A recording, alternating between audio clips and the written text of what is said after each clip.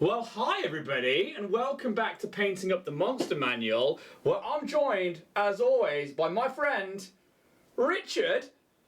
Who's Richard? Richard is Warrior Prince 3D, your one-stop shop for all your 3D printing needs. From your minis, to your terrain, to your collectibles, to statues, to cosplay pieces, to awesome new Pokemon things, and other bits and bobs. And awesome new Pokemon things is, right, that Cubo next to you is fucking incredible. And I could nerd out for ages on Pokemon and talk about, like, Alolan Marowak being a ghost type, and the fact that we don't have... Oh my god, that Squirtle. And the fact that we don't have a an Alolan Cubone is shocking. That Squirtle's very, very cute. But we're here for episode 64 of Painting Up the Monster Manual, where we are now on the ARCANALOTH, which is an interesting magical...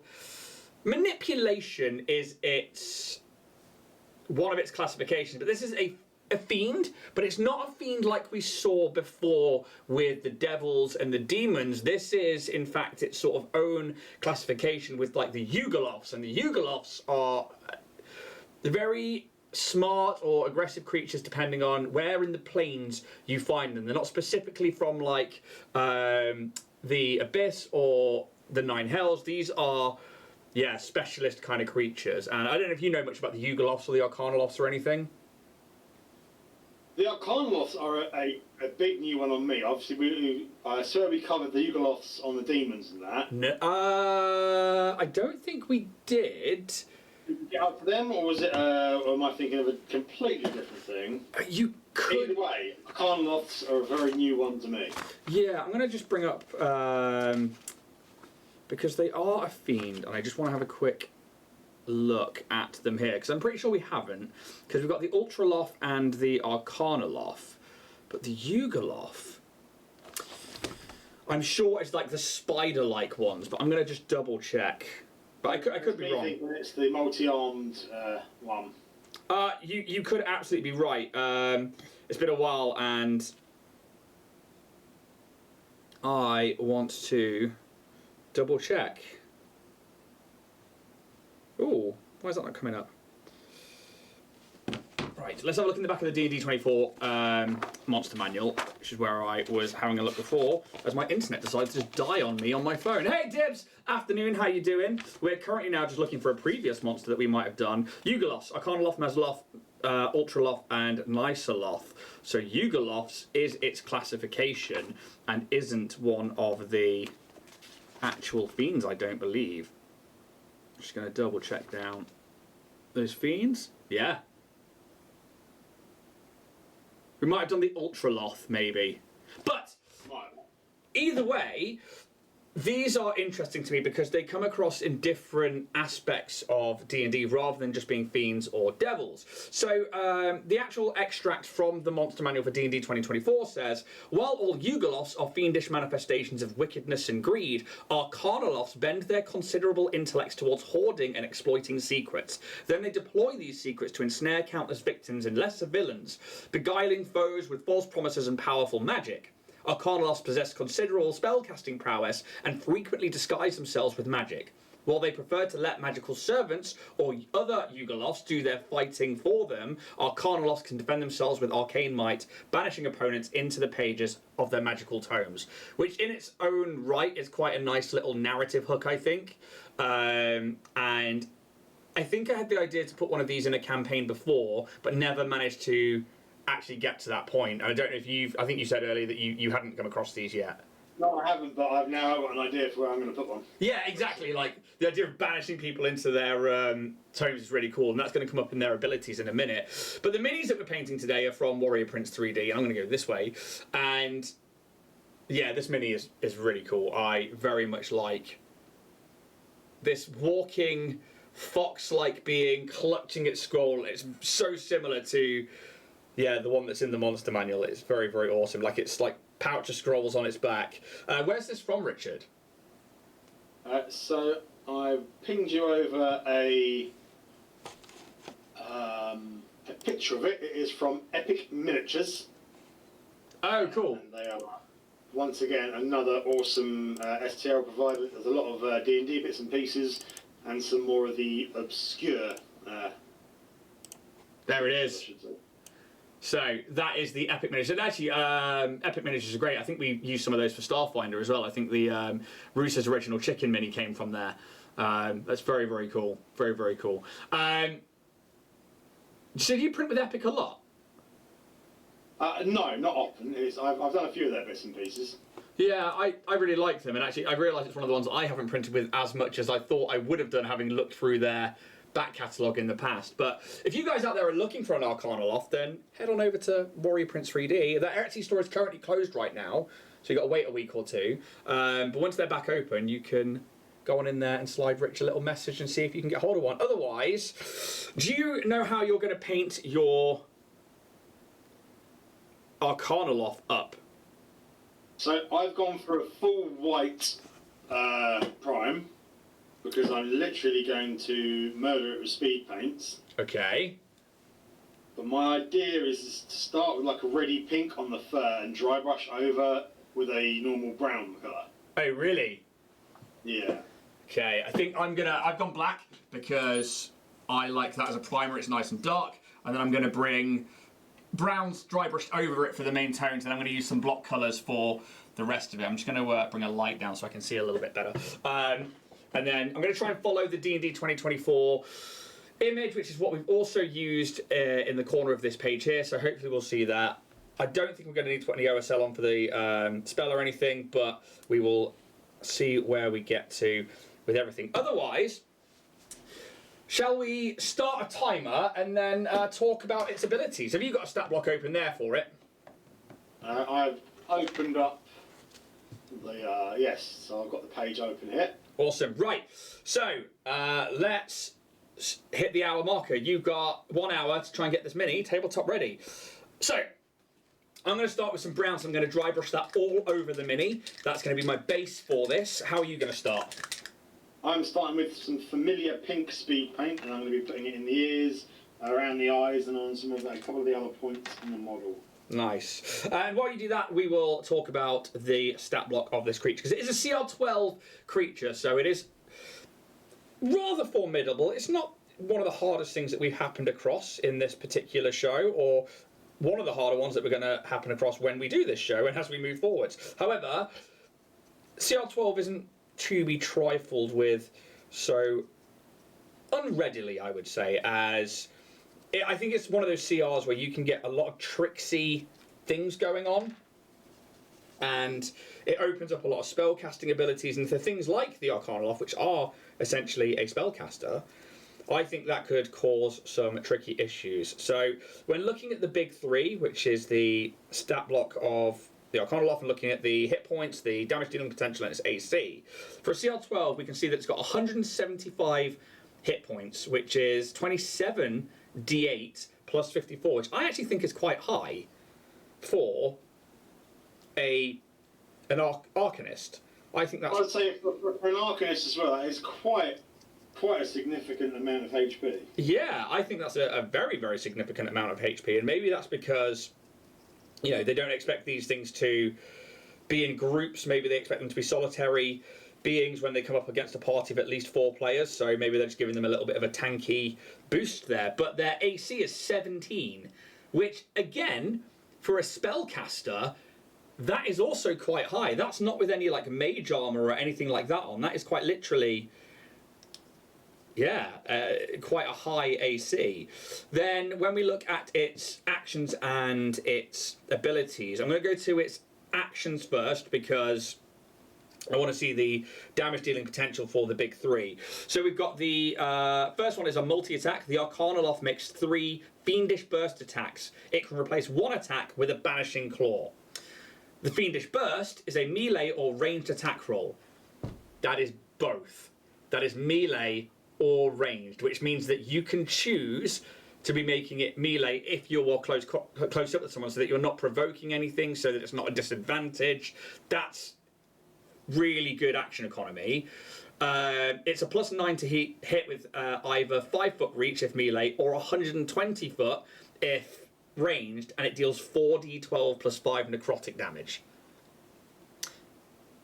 It can do 2 of those. So that's a hefty amount of damage. and then a Banishing Claw, which requires a Soul Tome, which is in the traits, and we'll talk about that when we go back to the traits in a moment, but is a melee attack roll, so you have to be up close. It deals 2d4 plus 5 slashing damage, which isn't that much, plus 19 or 3d12 psychic damage, and if the target is a creature, it is subject to the following effect. Charisma saving throw, a DC 17 failure, the target is trapped in a demiplane outside of the Soul Tome. While trapped there, inside the Soul Tome, sorry. When trapped there, the target has the incapacitated condition, and at the end of each of its turns, the target repeats the save, escaping the tome on a success. When the target escapes, it appears in the space it left, or if that space is occupied the nearest unoccupied space. If the target fails 3 of these saves while in the demiplane, it becomes bound to the tome and can escape only if the tome is reduced to 0 hit points. That's fucking wild. If you trap your barbarian in there, whose dump stat is charisma and intelligence, you are foobar. They are not coming out, which is absolutely wild. Divs, if you were still using your old format of playing against the creature whilst painting, how would you go about fighting it? And how quickly would Richard have died? I'd have probably given him a slightly bigger, I'd have probably given him a level 5 character to go with, because this thing is tricksy. Up close and personal is a problem. I would probably try and create a tanky fighter with a bow that can take damage while dishing out crit fishing. That's how I would want to combat it. What about yourself? Me, it'd be a case of finding something that's going to the old reliable. It'd be a paladin-esque possible to take. If I'd have been given a high level, I probably would have multi-classed in a couple of bits and pieces to get some of the advantages for the saves, because that would have been my main concern, would have been being banished. Yeah, and I think that's the hard thing, is like that Banishing Tome, or that Soul Tome, that's fucking wild. That's like being Thanos snapped away, basically, if you don't make the save 3 times. It means you're trapped in there permanently, unless you've got a party to get you out, which I think is doable if you've got the party, but that's wild. Not only that, it's spellcasting. The Arcanoloth can cast one of the following spells, so instead of those 3 multi-attacks, you can choose to cast a spell, requiring no material components and using intelligence as a spellcasting ability, intelligence being a +5 on its mod. Alter Self, Detect Magic, Identify Mage Hand Prestidigitation, quite basic stuff. Or, once each day, Contact Other Plane, Detect Thoughts, Dimension Door, and Mind Blank. So nothing overly offensive there, but I think that's because of the Fiendish Burst. And then a bonus action, it can teleport up to 30 feet to an unoccupied space it can see. And a reaction, it can cast Counterspell in a response to the spell's trigger using the same spellcasting ability as its spellcasting. So that's an anti-mage device right there as well. I think you could team these up in a fight with other things, and it could be quite a fun and dangerous fight. But yeah, if you have some bad rolls with that Soul Tome, that's game over. Very heavy game over as well. Yeah, I think I'm quite glad I'm not doing the combat with one of these. I think that I don't think a one-on-one combat would do this thing justice. I think it'd be very fun to use it. 3 or 4 member party sort of thing would be fun. Yeah, and I think that's exactly how I would like to see this thing being used, is in a party of other monsters. But I don't think it's going to lend itself to a one-on-one combat. But yeah, so it's quite a... I think that's quite strong abilities, to be honest. And then it's got the hit points and stuff to deal with it as well. That's... yeah, I think it's going to be quite a heavy situation. I mean, what are your thoughts on the stat block so far? I think it's nice to finally see a chunky single monster, if I'm honest. Yeah. Especially with some of the casters, I tend to get a bit annoyed that I have to really chunk things up for a party to take them on. Yeah. It's nice that they've actually sort of considered something, and it's quite a formidable singular beast. Let alone you don't need to give it three best mates and some bloody peons. it's a it's a fighting force on its own. Yeah, it's absolutely it is, and I think what's interesting and what we see now with D&D 2024 is that we instead of seeing like just cantrips and stuff like that, which regular players get, what we're seeing with the monsters and especially things that can weave arcane magic are things like this arcane burst or magical blasts and stuff like that. These are essentially the creature's cantrips, but they're their offensive ones. So like, I think I've seen it with the mages and the mage apprentice and stuff, and they can just basically do this innate spell casting, which can be absolutely devastating and also a slightly higher danger, and I quite like that. I fucking love it. Yeah, and I'm not sure if it classes as a spell so it can be counterspelled, because it just says Fiendish Burst, melee or ranged attack roll. It doesn't say spell attack on there. No, it's not. So that can't be countered. That's, yeah. Well, at least I would read it that way. I don't think cantrips be counted. Yeah. So I quite like that. I do enjoy it. As I said, it's nice to finally see some chunky sort of caster monsters. Yeah, and I think D&D 2024 is actually upping those a little bit, which I'm enjoying anyway. And I know that as Live continues, they are going to be, they've assumed that they're going to be facing an Arcanist, and yeah, if that's the case, then I'm looking forward to throwing in something like, not necessarily this, but something that has these abilities, because yeah, I think it makes it, I think, for a more interesting fight than what 5e had going for it for spellcasters. And like Richard says, you have to like beef up those spellcasters, and you have to really look at like, how do I make this a more interesting fight, or at least get it to last more than one hit from a paladin or a barbarian.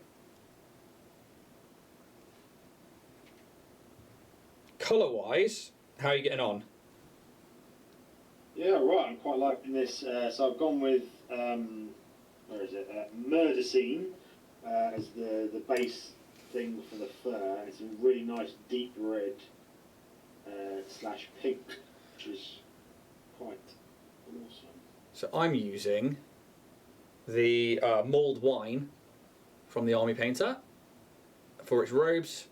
I quite like that. I have got a handy hairdryer next to me, which I'll be implementing any moment. Yeah. I might actually put that up there. There we go. So that way I can look forwards and see chat over there. So Dib says, the picture makes it look like a librarian. Well, yes, actually, in a way. So these things inhabit like the lower planes, and they do like hunt through like vaults and old libraries. They quite literally are found in places that are forgotten tomes and stuff like that. Why has that just disappeared on Richard? Ooh. And that's usually where you would expect to find them. Oh, that's why I need to put that over there. Sorry about that, Richard. I had you like blank off the screen there for a second. So I'll have it over here then instead. I am going to try and fill up that mulled wine just a little bit further, especially over the brown, just to kind of give it a really block colour, and then I might hit that with a couple of highlights, but not that many. As for the fur itself, I'm going to try and grab a slightly reddish brown, maybe fur brown, from the Army Painter to highlight that, and then I just really want to like, pick out those scrolls and things. So how would you implement this creature? It's one of those things that I have it, again, it would be a library sort of thing. I might have it as a guardian, or something that might get released from, say, something, happening to open something so stupid in a book. But I also might have it as a mage, a powerful mage, not controlled thing, but a partner as such. Yeah. So a mage tower happens to have some rather juicy traps, so the party then gets caught in one and transported to the Arcanaloth's lair, effectively, or its realm. Yeah. Where it's obviously enchanted up to the nines and can do some nasty little things to play with the pesky humans or pesky party members that come and play. I like the idea of it being a random encounter. Like if you were exploring an old dungeon, an old tome, an old like abandoned temple and stuff like that on like one of the other planes, and then just like going into what would be the library, and this other creature that's also exploring this dungeon's like, wait a minute, this is my find, and then just being this like random. Well, we're both here at the same time. Yeah, I quite like that idea of it being a random encounter that the players aren't expecting. Like, doesn't necessarily have to have anything to do with their story, or unless like they were looking for a specific item to progress their story, and then this thing was also like, oh, just by happen chance, I've also found this powerful item, and now I want to fight for it because I don't care about your cause. I care about my horde, and I think that would be quite fun. Hey, Dak, how you doing? Good to see Richard back. The Daemons are here. Yeah, so we are here with the Arcanaloth, and we're just talking about the upgrade to D&D 24 as we paint along to this particular creature. I'm going to grab some ancient stone, and I'm going to block out those scrolls that are on there before I move any further. It's quite nice painting a small mini. I'd say it's been a little while. That's it. Well, I mean, obviously you had the broom last week, but yeah, it's still quite nice to be back on these. We've had like a lot of big ones for a while, so yeah. What's everybody up to out there today? What are you guys all up to with your Thursday? Anything exciting?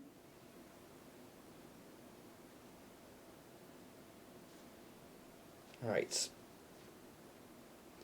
Yeah, it'll be interesting when we get to the rest of the Loths, like the Ugoloth and the Ultraloths and things like that, because I think the Arcanaloth is very different to the rest of them, although I think it's the Ugoloth, which is the one that literally looks like an alien. So it's got like the big green head and it wields a sword. They're quite fun, and I think like adventures like Spelljammer, you see a lot more of the Ugoloths in those kind of settings, in the astral planes and going between different travels across the planes. Right.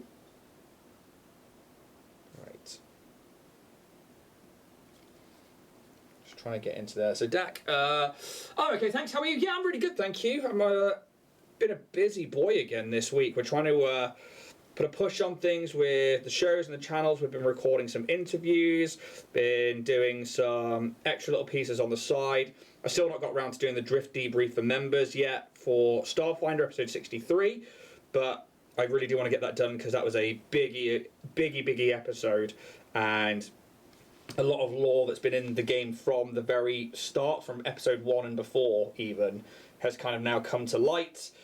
And yeah, so I want to kind of like do the Drift debrief. So it might be me talking about things, and then there's doing an extra long one at the end of the next session.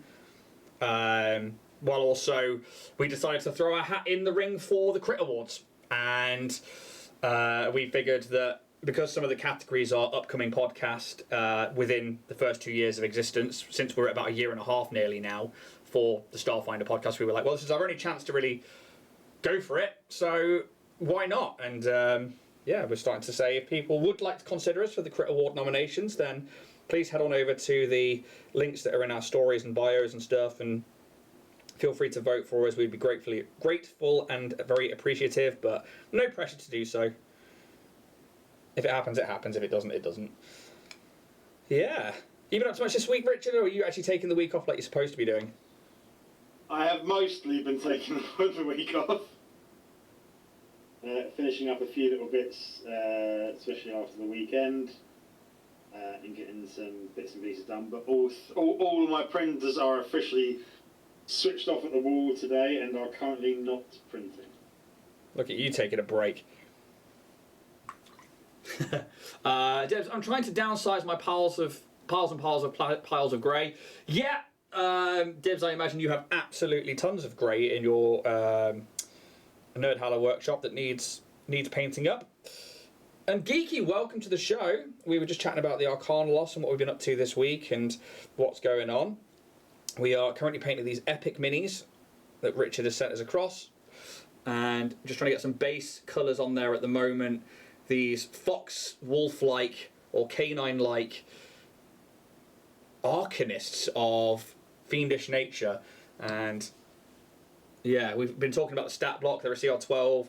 They're like a tanky mage basically, and it's really interesting to see that in D&D, to be honest, because usually mages have a very low amount of HP or a very low amount of health to go by, and these ones are actually really something else, really. Might be playing D&D this afternoon, Dak. Nice. We've got Bloodpunk tonight. I'm back for that one. I need to work out what I'm going to put in my mug for tonight as well. So that's become a staple. I'm going to use some blue actually on the... They've got like these binders or these braces around their ankles and around their wrists. How are you going to do those? At the moment, I have no fucking clue. I was considering leather. Just because I don't really see them wearing much metal. No, which is why I'm going for a blue. I liked that they had blue in the picture for the... I'm going to do Beowulf blue for the cloak. Or the robe, I should say. Yeah, and I think because they had that blue on the top half of the cloak, but I've done all of my cloak in mulled wine, I'm going to do the braces in blue, and then maybe pick out some of the highlights and just see what happens with that.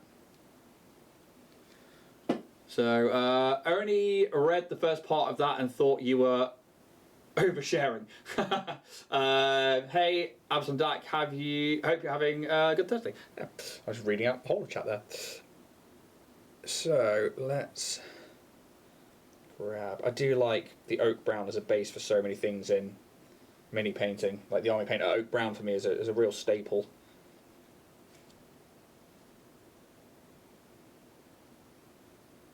Have you got like a go-to colour that you like for base coating things or for secondary basing?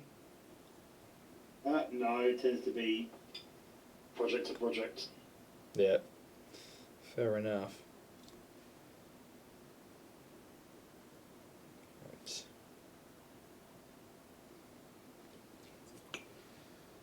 Just going to take back some of that blue off the hand.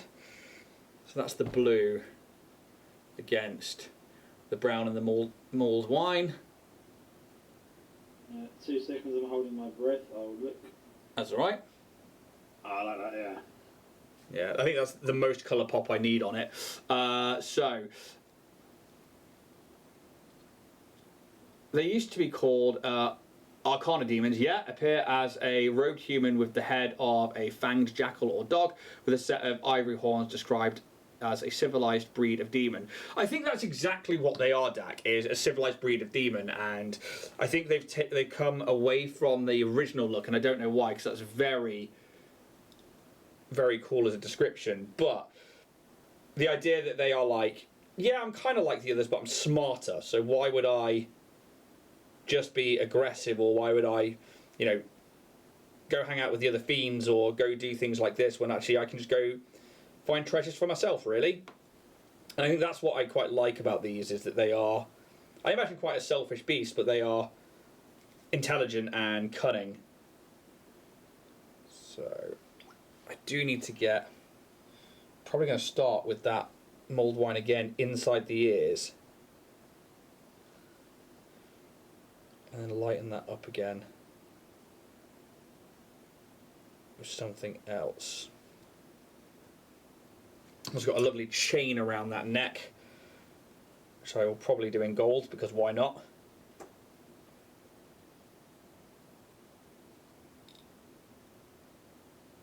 We've got some rope around that scroll pouch on its back.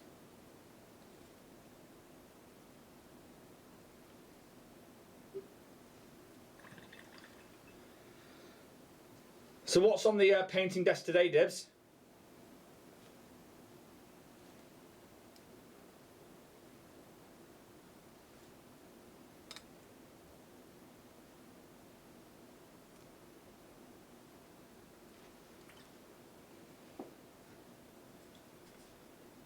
Right.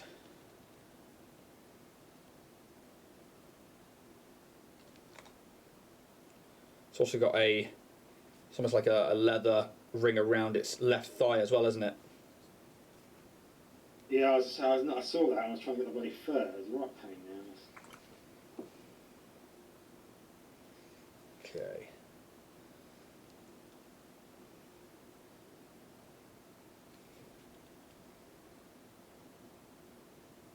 I'm using quite a thick brush at the moment, and I think as long as I can get the base colours on there, it shouldn't take too long to do any highlights. I don't think I need to go too far with this mini today. It needs to just be enough to be tabletop ready. I want to say, I believe we've heard that before. We have, but I guess we'll see what happens in 36 minutes, really. You need to get some envelopes to box up a convoluted care package. Oh, I know what you mean, Geeky. I'm looking forward to that. Yeah. Very much looking forward to showing that off when we get to it. Right. Just going to throw some more oak brown just over the back there, just to tidy up the straps to that pouch and the backpack straps, which is just a waistband really. I'm trying to think see if there's anywhere else that I've missed. Base coating, no. So I'm going to thicken up the scroll off-white or that cream colour, and then while that dries I will focus on a couple of highlights, I guess.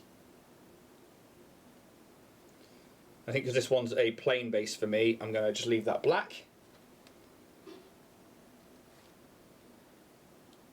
What's yours on? Plain base. Yeah. It's nice and simple, this one. So do you prefer a detailed base or a plain base?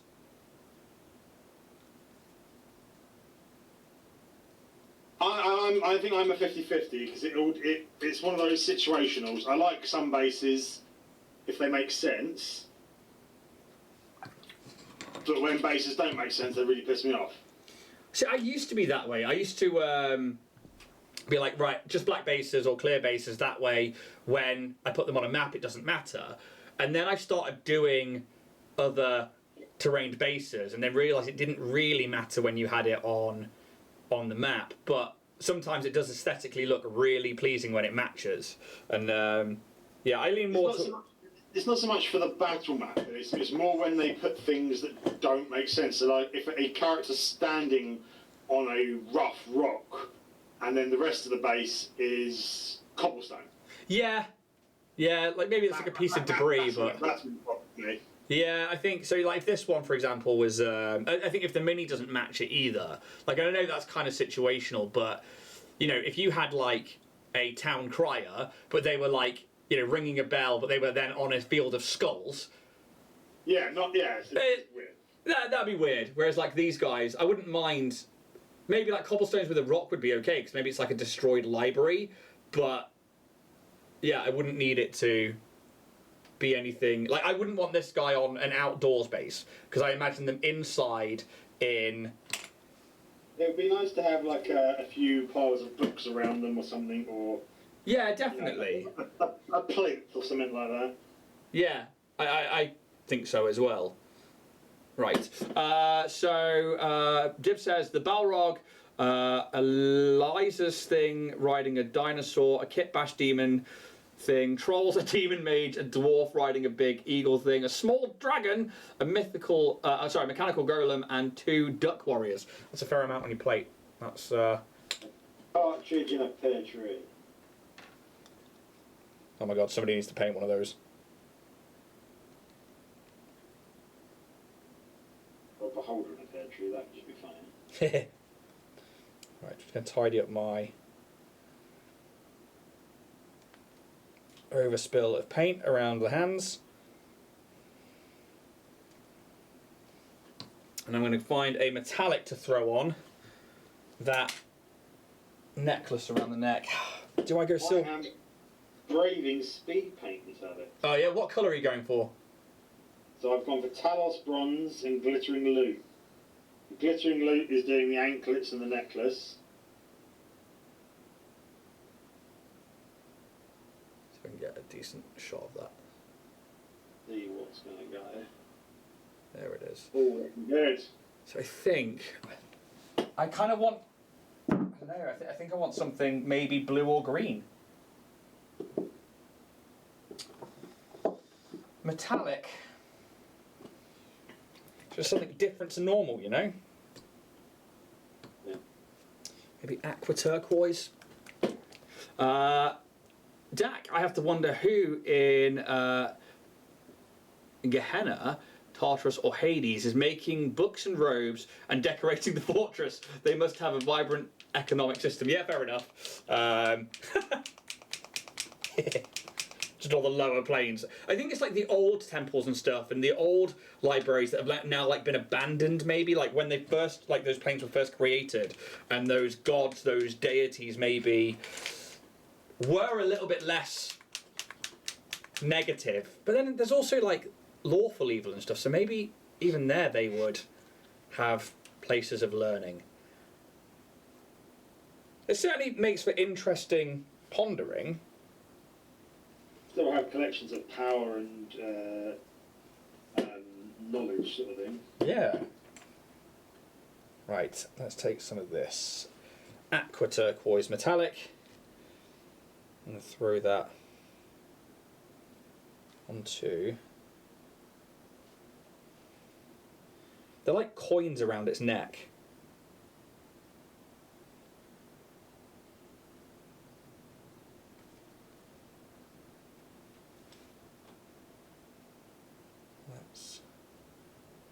Try not to go over onto the robes at all. How are you finding the speed paint today?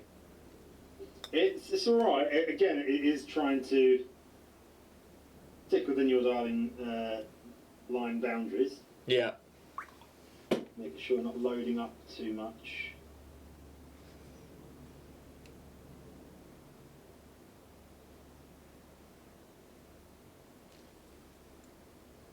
Okay, so hopefully. We've got there. Sorry, say again? How long have we got left? 29 minutes. Bad. Get it to focus up.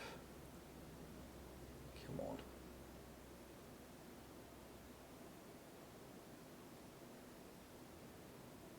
There we go.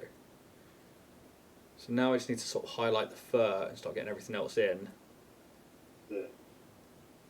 Right, let's grab a... I think I might grab Wicked Pink. I'm going to mix that with a bit of the wine, and that's going to be my second highlight. Or my medium, even. Right, let's mix that together. What does it spell?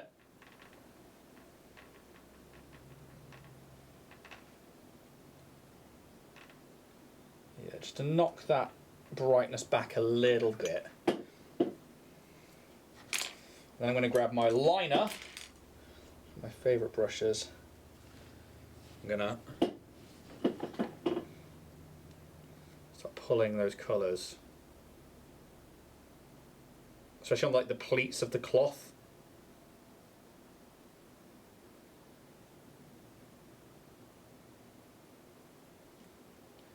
How are you going to highlight it? Or are you just going to literally leave it, let the speed paints do their thing?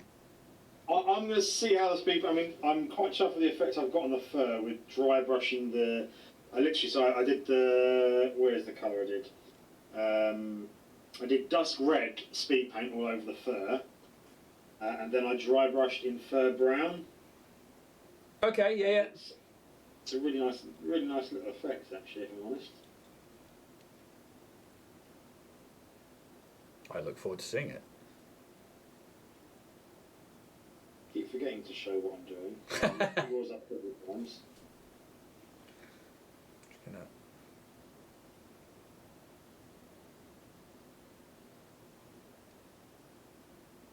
At the moment, I've still got white robes, so that's...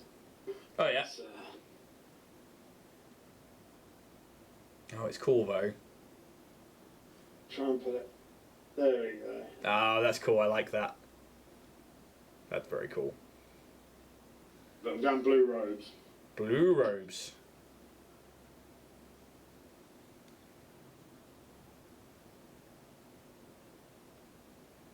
So these areas are flat just on either side of these like hemlines on the robes where the shoulders are.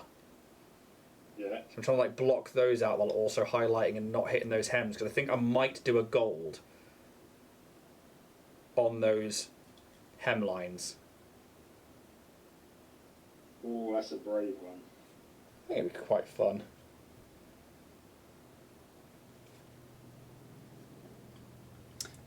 In Hell, one would imagine a huge legal system. They definitely have paper, parchment, and writing materials to make you make those contracts for your soul. They absolutely do. I think that's one of my favourite things about the Nine Hells. Is it's like you would just expect it to be pain and torture, but that's more likely to be the Abyss. Whereas the Nine Hells, it's just lawyers and solicitors and making deals. I think if you ever see the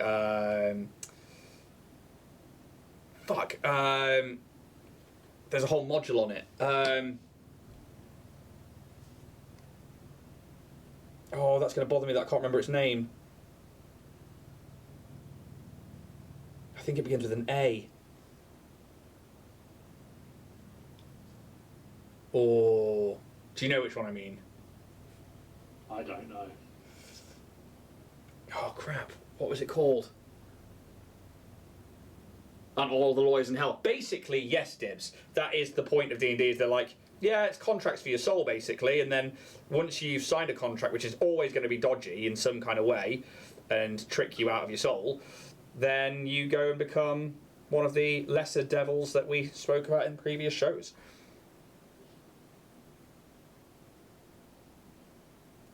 A devil's bargain is never fair. Okay. I'm going to... Oh, or... Because it's got a trim around the outside of the robe as well, so I could match that with it. I could either go really bright pink, or I could go the other way. 24 minutes. 24 minutes, Richard.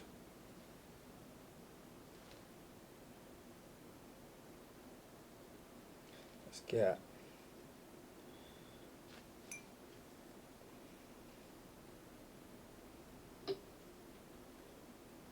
some more that wine on that, and then I think if I was able to find a model more like the one in the picture with a tome like that, I'd love to paint a bigger version with airbrushes and fluorescence and stuff. yeah, I think if we had ones that had the tome, they were pulling a soul in or out of it, then maybe yes. I'm actually quite glad we don't today. But I do want to get to it. I mean, what's the next one that we're doing? I mean, the next one's the Arch Hag. Ooh, I'm looking forward to that one. Yeah, the mini is insane. I definitely don't think that's an hour paint job, but we'll see where we get to with it. I'm going to join you with the fur brown for the highlight. I really want that look to it, of that reddish brown. So I'm going to grab a dry brush. I need quite a small dry brush as well. That one will probably do. Right.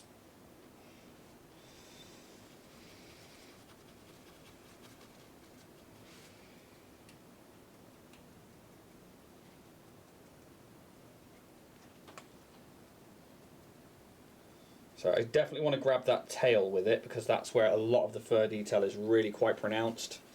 It's also a really large surface area. Then we've got the face and the head. So it's quite good in the old face. I'm not going to get the underside, I'm only going to get the tops.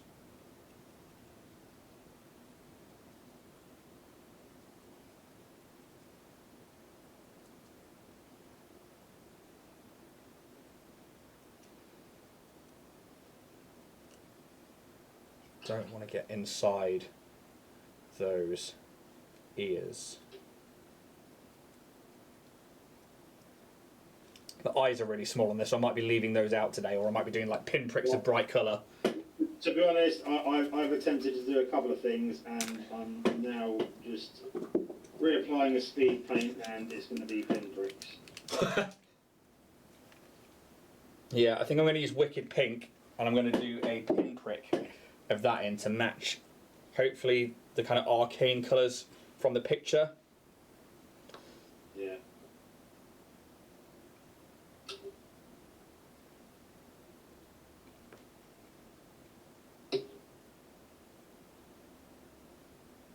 Tell the ambient temperature's changed, putting the bloody paints out, just little drips on the dry palette is they're drying out quick. Oh, really? Yeah. Mine's not too bad. We're a bit humid down here today, so it's not too bad. But right, let's see if that will show up. Yeah, I think the sun's definitely coming out, and it's going to be warmer weather. We've got a high of 17 here today. Oh, really? Yeah. I don't even think those eyes are going to show up. Yeah, I'd say it's one that's not going to be an easy one to... There you go. The tiniest prick. Yeah. Ha ha ha ha. Not my fault. I was born with it, alright? I think I'm going to go for a yellow, just because I've done pink in other places as well. Yeah. That's not a bad shout. I know. Grab a... I think I do want a wash. Where's my sepia? I'm going to use Seraphim Sepia for the scrolls. I think this is somewhere that I would pretty much always use a wash on paperwork. I think that things like sepia work really well because they're quite light.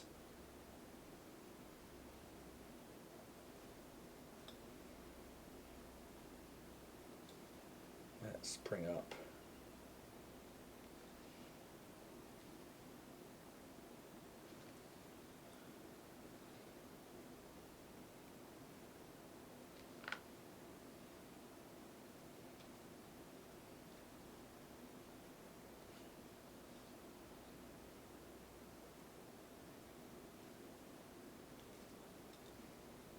Right.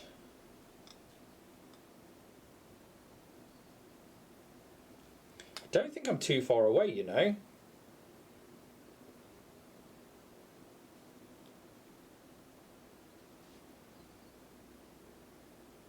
I need to hope that that wash dries so I can dry brush over some bone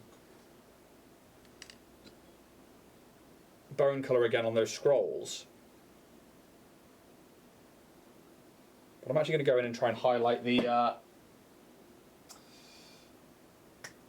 bracers and the trim of the robe. I think that's about it. Certainly for a tabletop ready. I'll re-black the base. But I'm happy to leave it at that now that we've got at least 2 layers on most places.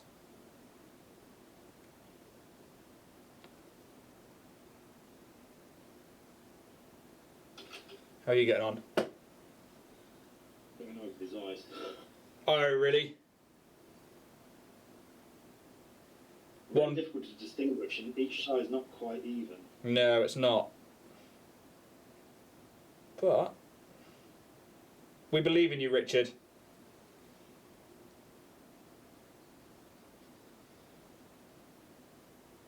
Should have painted it like Basil Brush.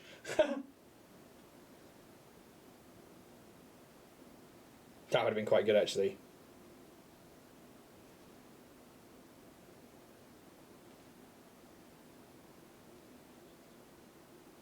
Right.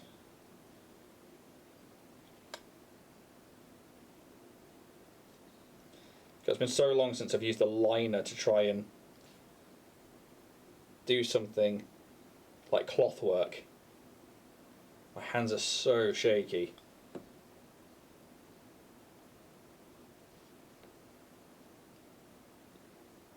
I don't know if anybody out there has also seen, we put up a post the other day, but we'll be promoting it all month, is that on the 1st of May, we're going to jump ahead a little bit in the monster manual, and we're going to do the Ancient Black Dragon.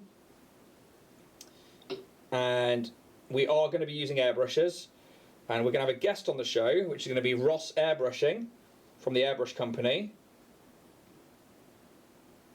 And hopefully they're going to teach... Well, Richard and him are going to teach me how to effectively paint up parts of a black dragon. I think that's one that we're not going to finish. Most definitely. But yeah, I'm really looking forward to it. So keep your eyes peeled for the 1st of May and for the banners. I'm okay with the gold. One episode. Yeah, I think it's going to be good. I think it's... Richard's chosen an awesome mini, and I'm very much looking forward to it.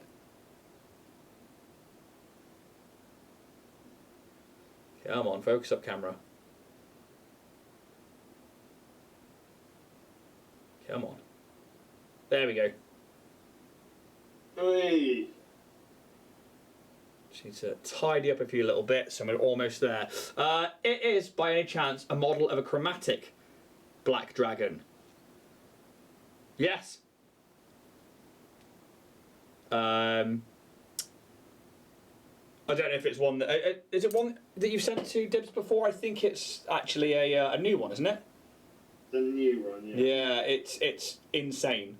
Absolutely insane. And I think Richard shared it to me before we knew we were doing the Airbrush show one-off special, and it was just like, fuck. Because you were like, this is the one we need to do when we get to that show. Yeah. And then the Airbrush company got in touch and were like, can we do a show with you? And we were like, yeah. Let's do this one. Worked perfectly. Yeah, it timed out really quite nicely. So yes, I'm really looking forward to that one. So that one will be a pretty special episode.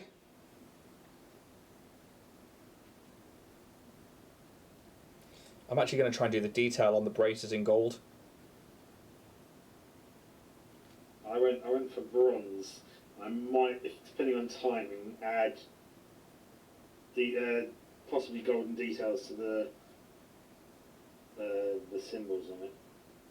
Yeah, that's what I'm doing right now, is the symbols in there. I've done the bracer in blue. And I'm going to do the trim and all that detail in gold.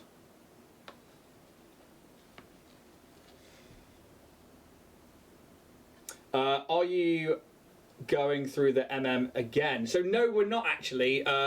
We decided that what we would do was to carry on, but from the D&D 2024 Monster Manual.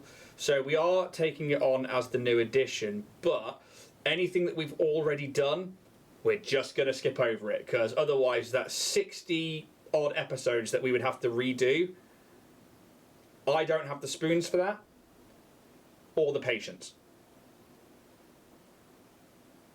So we're going to just keep it to what it was. And I think a lot of people are still going to be using 5e, and a lot of people are having to play games and make addition changes as they go through it anyway. And it's not too dissimilar. So we decided to drop the combat. And adapt to the new edition. And I think what that ended up with is the fact that we could actually interact with you guys more again, as we've forgotten that that was kind of the original point of the show as well, and that maybe sometimes less is more. And actually, I've much enjoyed it. But I enjoyed it much more since we've been back to interacting with you guys, not having to focus on the fight and chat and... Pain. Yeah, so for me personally, I think it's a much better format, and yeah, we'll carry on as we were, but just converting to D&D 2024. And I'm certainly not going back to go through those videos and be like, this is what we do now, and add an addendum, sod that. Those videos are done. They can stay done. Got too much going on to consider adding more to it. Right. I haven't got it, but apparently I have the file in my mini factory library. Nice. Is that for the Chromatic Black Dragon, is it? Yeah.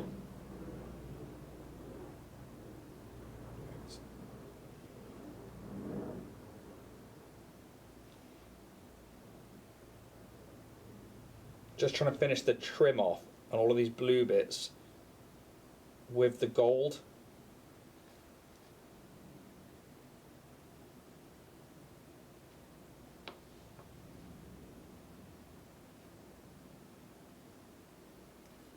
How are you getting on? I'm not going to brave the trim. Really? I quite like how the blues settled around it, so... Fair enough.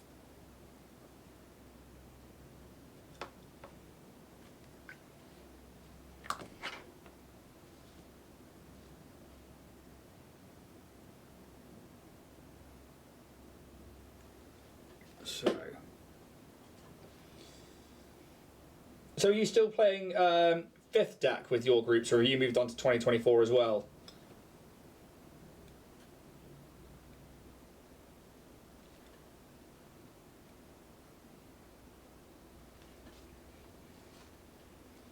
Okay, I do need to highlight the leather. And for that, I want my old faithful XV88.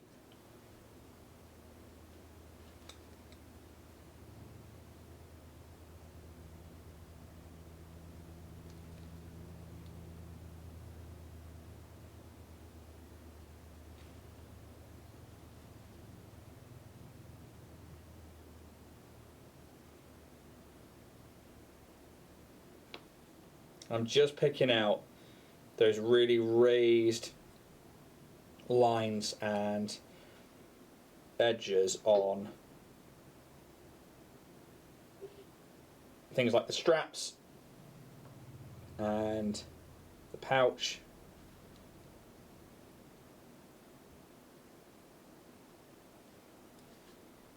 How much we got? So we still got 8 minutes. I could black line as well. I don't necessarily need to. I think if I start that, that'll be quite a long process in comparison to leaving it where it is. Okay.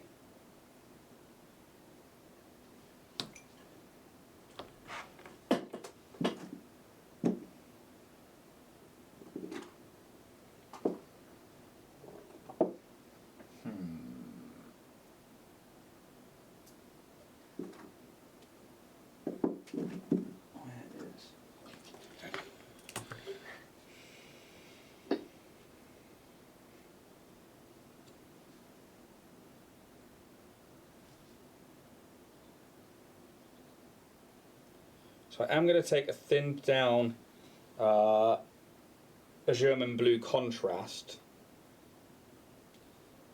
I'm going to add it to the braces at the feet, and then I'm going to hand wipe away a lot of it.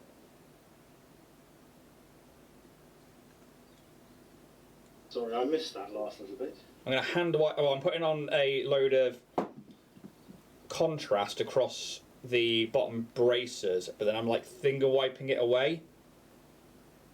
Okay. just to give it a little shade on some of those blue areas. Just add a little bit of depth, almost like a wash basically, but with a higher contrast.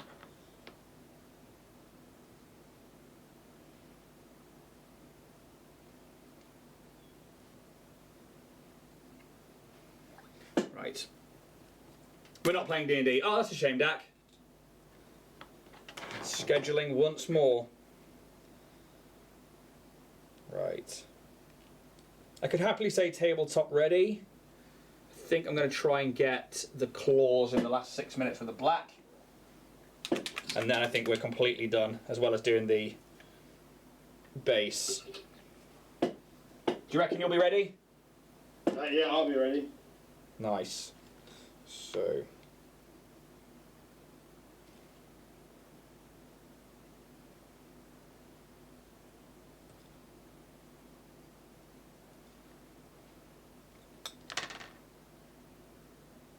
See the claws on this. How long we got? 5 minutes. Well, 5:30 to be precise. Gonna do something wild? I'm going to try and use a white on the braces to, for the sigils. Nice. I don't know why. Because it's your turn to do the stupid thing.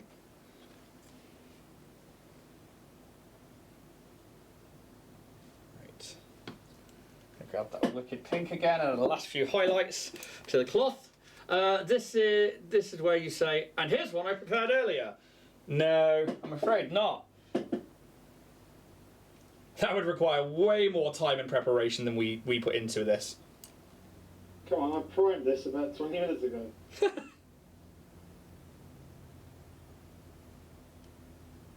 Well, I hope not 20 minutes ago. 20 minutes ago was while we were painting. Mm-hmm. Just another wonderful example of my awareness of time passing. Yeah, and I'm gonna finish off the highlights with wicked pink on the robes.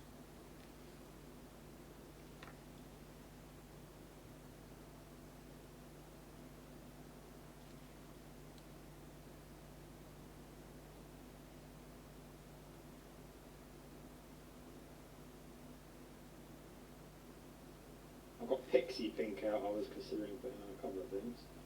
I was going to, and then I realised it was quite pastel-y. And I think I wanted this to be more arcane, and with that I imagine more vibrant pinks and reds and purples. And although it's a bright colour, it's not like an in-your-face... Well, it's not a wicked pink, is it? What's Wicked Pink from? Army Painter. So... Oh, is it the higher... Which one's Wicked Pink? Yeah, it's the higher one. Yeah, there you go. The middling one. Pixie Pink's the high. Yes. So it is... yeah, it's actually one of the darker ones. So it's like... Yeah, Pixie Pink's the next one down. Yeah. Sorry, yours is the first one. That's the first one, isn't it? Yeah. Yeah, so Pixie Pink's two levels up. Yes. Which is really quite... I like that system on the Army Painter stuff. It's really quite fun, actually. It makes it a lot easier to pick your colours. But also, when I used like mulled wine as the... or mulled berry as the base, although it's not technically in that triad or that colour line, I was like, no, that works quite well. I'm going to say I'm done. Oh, no, I need to do that. How long have you got? 2 minutes 30, 40... No, sorry, 2 minutes 39. There you go. I actually need to finish blacking the base, just where I went over it a little bit. I need to black the base, but it's just a couple of bits I wanted to add first. What's your last pressure time to add to it? Just adding a literal little bit of pale sand to the ropes on the back of the bag, just to literally distinguish between the lines. Yeah, you say that. I actually didn't add my sepia to that bit. Maybe I'll do that now. should.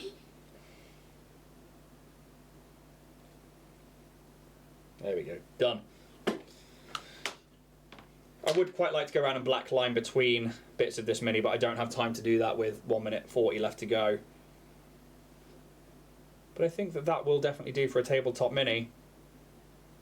I think that, oh, I could pick out those two fangs as well, actually. There's a little bit of detail there that I missed. Heavens above. Heavens above! And bollocks below.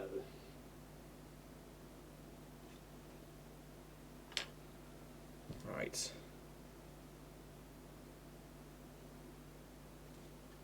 There we go. A little bit more detail to the face there then. Yeah, I'm going to say mine's done. I think that that's the most I'm going to get done in the hour. But definitely tabletop ready.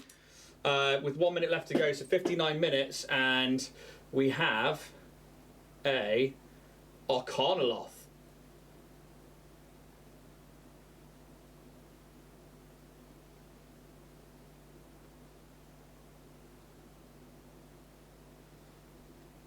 Looking fucking sweet. Yeah, I'm happy with that for an hour.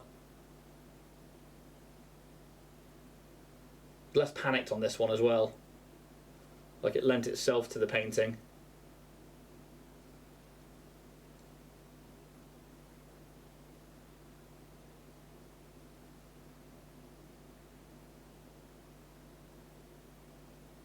Got 10 seconds.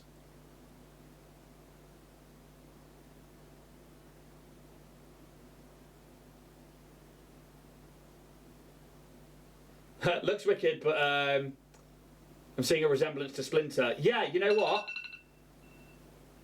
I actually agree with you on that one. Yeah, happy with that one. Come on then, Richard, let's see how you got on. Right. I bet what's about to come up on screen is ridiculous.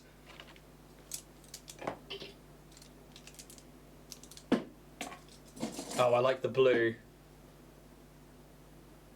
There it is. That speed paint really does lend itself to the fur, doesn't it?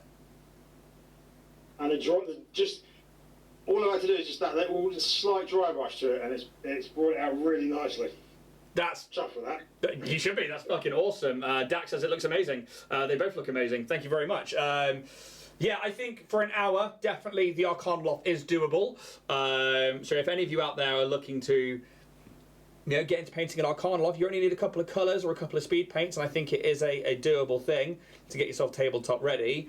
And if you need a mini, go check out Warrior Prince 3D and go hit them up for an Arcanaloth. Otherwise, we'll be back next week for the Arch Hag, and I think that's going to be a very complex mini to do because there are so many different bits to that particular model you've chosen. It's a very cool model, but I think there's too much to it, and I think it's going to be an interesting one. So, yeah, we'll see what happens there.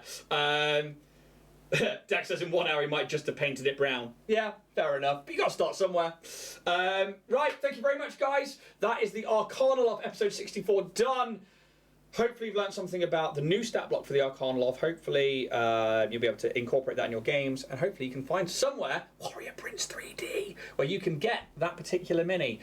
Until then, may the dice gods be ever in your favour, and we'll see you around.